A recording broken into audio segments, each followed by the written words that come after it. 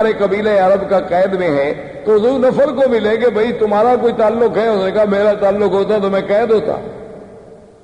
البتہ میں یہ کر سکتا ہوں کہ جو ہاتھی چلانے والا 19 ہے سائز، اس زمانے میں ہاتھی کا جو سائز ہوتا تھا نا اس کو بڑا تقرب ہوتا تھا، جو وہ بادشاہ کے قریب بیٹھتا تھا، بادشاہ کا ہودج جو ہے سب سے بڑے ہاتھی پہ ہوتا تھا، تو میں 19 کو کہہ دیتا ہوں کیونکہ راستے میں چاہے میں قید میں رہا لیکن ہماری کچھ دوستی ہو گئی آپس میں۔ تو اس نے 19 کو سفارش کی۔ 19 نے ابرہہ سے کہا کہ عبد المطلب سردار جو ہے مکے کا ملنے آیا ہے۔ اس نے کہا ٹھیک ہے۔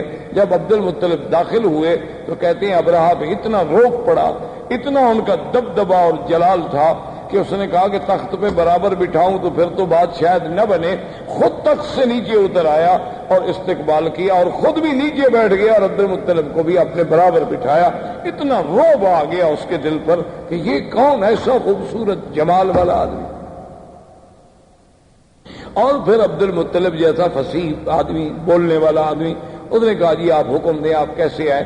اس نے کہا جی کوئی مسئلہ نہیں ایسا، مسئلہ صرف اتنا ہے کہ میرے 200 اونٹ جو ہیں وہ آپ کے لوگوں نے، آپ کی فوجیوں نے پکڑے ہیں، وہ آپ مجھے چھوڑ۔ تو ابرہہ ہنس رہا۔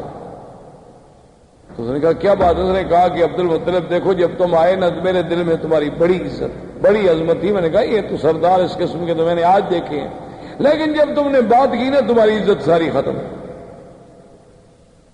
عبد المطلب نے کہا بولے ماذا، کیوں؟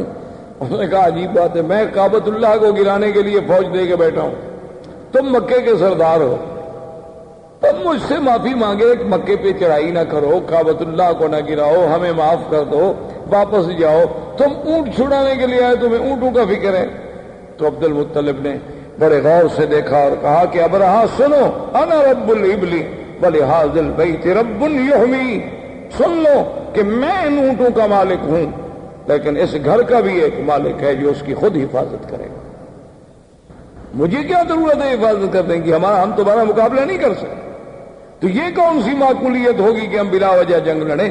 مجھے اونٹوں کی فکر تھی، میں آ گیا، لیکن اس گھر کا بھی ایک رب ہے، ولہذا البیت رب، اس گھر کا بھی ایک رب ہے، یحمی ہے جو اپنے گھر کی خود حفاظت کرے گا، ورنہ ہم تو عاجز بندے ہیں، ہم حفاظت نہیں کر سکتے۔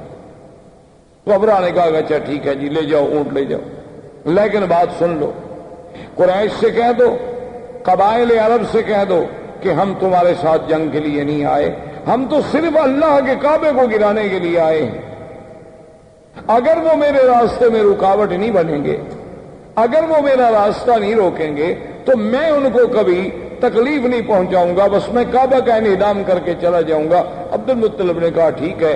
آئے، انہوں نے اعلان کر دیا کہ مکے والوں پہاڑوں پہ چلے جاؤ، اللہ سے دعائیں مانگو۔ خود اس نے طواف کیا، ملتزم پہ آیا اور اس نے کہا کہ مولا تو جانتا ہے کہ ہم عاجز ہیں، ہم تیرے گھر کی حفاظت نہیں کر سکتے، آج اپنے گھر کی حفاظت تو خود فرما۔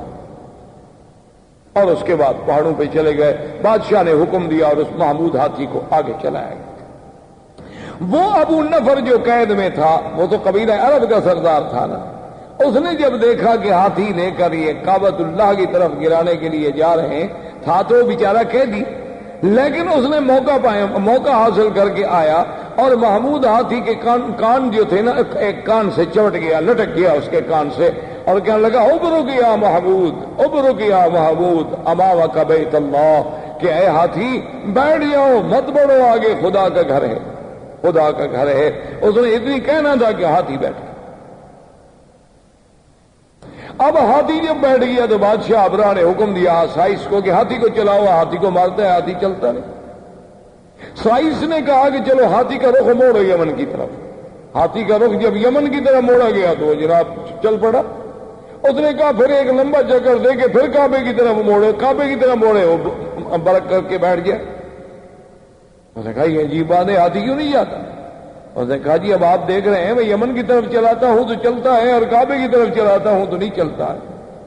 تو ابھی اسی اثناء میں تھے کہ اللہ تبارک و تعالیٰ کے حکم سے کعبۃ اللہ کی جانب سے آسمان پہ سیاہی پھیل گئی اور چھوٹے چھوٹے پرندوں کا اتنے بڑے غول آئے کہ جیسے بادل ہوتا ہے، جس کو قرآن کہتے ہیں الم تر کیف فعل ربک باصحاب الفیل الم یجعل کیدہم فی تضلیل۔